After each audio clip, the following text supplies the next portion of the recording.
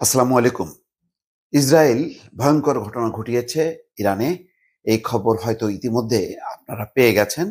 যারা সকালে উঠে গণমাধ্যমের পত্রিকাগুলো উল্টিয়েছেন বা অনলাইনে সংবাদগুলো দেখেছেন, টেলিভিশনের খবরগুলো দেখেছেন, তারা ইতিমধ্যে খবর পেয়েছেন যে রীতিমতো ভয়ঙ্কর হামলা চালিয়েছে ইসরায়েল ইরানের উপর।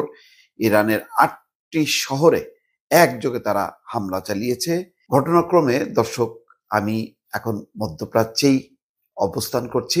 দুবাইতে এসেছি গতকালকে এবং আজকে সকালবেলায় নিজেই উঠে হতবাক যে ইসরায়েল ভয়ঙ্কর ঘটনা ঘটিয়েছে ইরানে। আমি চেষ্টা করব খবরাখবরগুলো আপনাদের সামনে উপস্থাপন করার জন্য।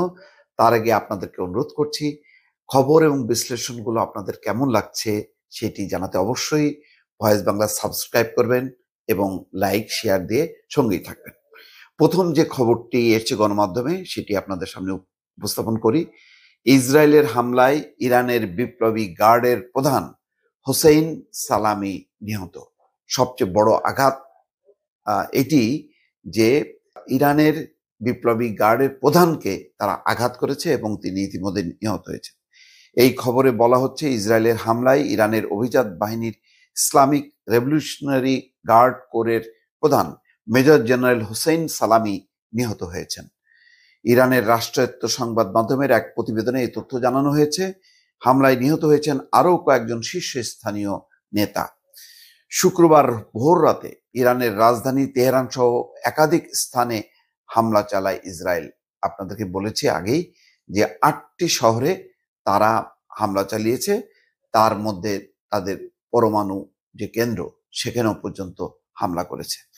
ইরানের রাষ্ট্রীয় টেলিভিশনের খবর, তেহরানের ইসলামিক রেভলিউশনারি গার্ডের সদর দপ্তরে এই হামলা চালানো হয়। ইরানের রাষ্ট্রায়ত্ত সংবাদ মাধ্যম জানিয়েছে ২৫ বছর ধরে দেশটির আণবিক শক্তি সংস্থার প্রধানের দায়িত্বে থাকা ফারেদুন আব্বাসিও এই হামলায় নিহত হয়েছেন। ইসরায়েলের প্রধানমন্ত্রী বেনিয়ামিন নেতানিয়াহু বলেছেন, তেহরান থেকে প্রায় ২২৫ কিলোমিটার দক্ষিণে নাতানজ শহরে অবস্থিত দেশটির প্রধান পারমাণবিক সমৃদ্ধকরণ কেন্দ্রে হামলা চালিয়েছে তার দেশ। ইরানের যেসব বিজ্ঞানী দেশটির জন্য পারমাণবিক বোমা তৈরির কাজে যুক্ত ছিলেন তাদের লক্ষ্য করে এই হামলা চালানো হয়। তিনি আরো বলেন, যতদিন প্রয়োজন ততদিন এই হামলা চালাবে। দর্শক, এই হামলা এমন এক সময় চালানো হলো যখন আমেরিকার সাথে ইরানের যেই পরমাণু নিরস্ত্রীকরণ আলোচনা ভেস্তে গেছে।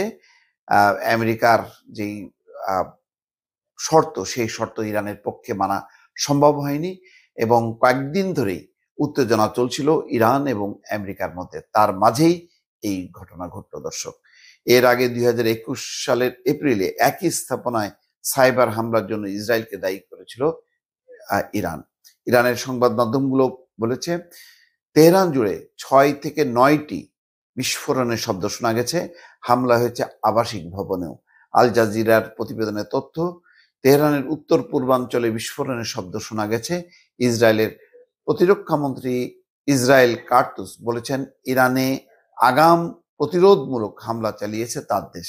মানে এটারও একটা যৌক্তিকতা যে আগের থেকেই তারা হামলা চালাইছে এবং এটা নাকি প্রতিরোধমূলক, অর্থাৎ ইরান হামলা চালাতে পারে ইসরায়েলে, এই ধারণার বশবর্তী হয়ে তারা আগাম হামলা চালিয়েছে তাদের নিজেদেরকে নিরাপত্তা নিশ্চিত করার জন্য। এবং আমেরিকাও ঠিক তাই বলবে যে তো রক্ষার অধিকার ইসরায়েলের আছে, এটি তারা বারবার বলছে। মানে কখনো ইসরায়েল হামলা চালাচ্ছে এটা না, ইরানের মানে ইসরায়েলের হামলাটাকেও তারা আত্মরক্ষার কথা বলে একটা তার বৈধতা দেওয়ার চেষ্টা করছে। এবারও তাই হলো। ইতিমধ্যে ইসরায়েল জুড়ে বিশেষ জরুরি অবস্থা জারির ঘোষণা দিয়েছেন বেনিয়ামিন নেতানিয়াহু সরকার। দর্শক, এই ঘটনার মধ্য দিয়ে এটা পরিষ্কার যে মধ্যপ্রাচ্যে যুদ্ধের দামামা বেজে গেল। ইতিমধ্যে সৌদি আরব ইরানের উপর এই হামলার তীব্র নিন্দা জানিয়েছে। দর্শক, আমি কয়েকদিন থাকবো দুবাইয়ে। আমি চেষ্টা করব আপনাদের কাছে এই ঘটনাগুলোর বিশ্লেষণ দেওয়ার জন্য। ভালো থাকবেন। আল্লাহ হাফেজ।